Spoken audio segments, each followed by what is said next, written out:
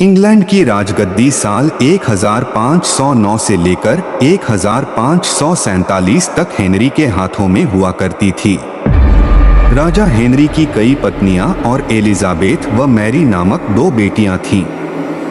इनमें से मैरी राजा की पहली पत्नी की बेटी थी। राजा हेनरी को मैरी ज्यादा पसंद नहीं थी, इसलिए वो उसके साथ बुरा व्यवहार करते थे। मैरी महल के नौकरों के साथ महल का काम करती थी। अगर मैरी कुछ कह भी दे तो राजा उसकी कोई बात नहीं मानते थे। सन 1547 में जब राजा हेनरी की मौत हो गई तो प्रजा की इच्छानुसार 16 शताब्दी के दौरान हेनरी की पहली बेटी मैरी को इंग्लैंड की राजगद्दी दे दी गई। वह इंग्लैंड की रानी बन गई। उस समय इंग्लैंड के हालात बहुत अच्छे नहीं थे। इंग्लैंड कैथोलिक और प्रोटेस्टेंट इन दो धर्मों के बीच में बंट गया था। उस समय दोनों धर्मों के लोगों के बीच जंग छिड़ी हुई थी।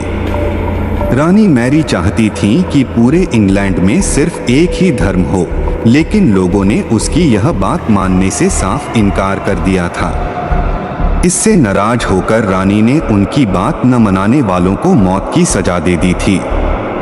वह ऐसे लोगों को जिंदा भी जला देती थी। रानी मैरी की इस क्रूरता की वजह से इंग्लैंड के लोग उससे नफरत करने लगे। ऐसा भी कहा जाने लगा कि रानी मैरी कुंवारी जवान लड़कियों के खून से नहाती थी।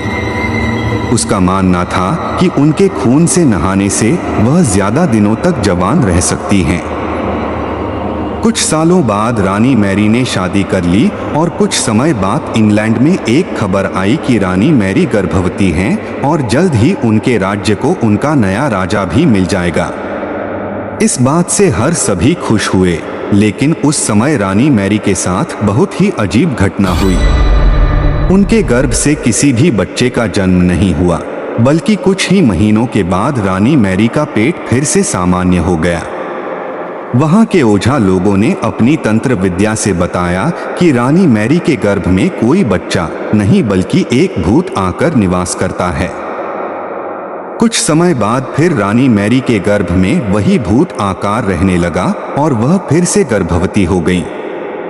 इस बार भी रानी को कोई बच्चा नहीं हुआ और उस घटना के कुछ ही दिनों के बाद रानी मैरी की मृत्यु हो गई। इसके बाद मैरी की छोटी बहन एलिजाबेथ को इंग्लैंड की राजगद्दी पर बैठाया गया और एलिजाबेथ इंग्लैंड की नई रानी बन गई। रानी मैरी की क्रूरता की वजह से इंग्लैंड को लोग उसे एक निर्दयी औरत मानते थे।